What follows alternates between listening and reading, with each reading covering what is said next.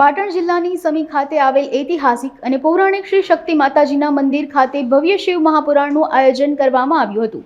શિવકથા વક્તા શિવપ્રેમી જોશી મહારાજના મુખેથી કથાનું રસપાન કરાવવામાં આવ્યું હતું। કથાના 9મા દિવસે પૂર્ણાહુતિ તેમજ ભવ્ય શોભાયાત્રા સાથે પોથીને અલગ અલગ જગ્યાએ લઈ જઈ તેનું પૂજન કરવામાં આવ્યું હતું। મોટી સંખ્યામાં ભાવિ ભક્તોએ 9 દિવસ કથાનો લાભ લઈ ભક્તિમય વાતાવરણ સર્જ્યું હતું। જય ભોલેનાથ। उत्तर गुजरात पाटण तालुको समी बाबरी मुकामे चालती शिव महापुराण की कथा आज संपन्न थई है, जेमां गाम लोगों खूब साथ सहकार और सहयोग आप्यो छे।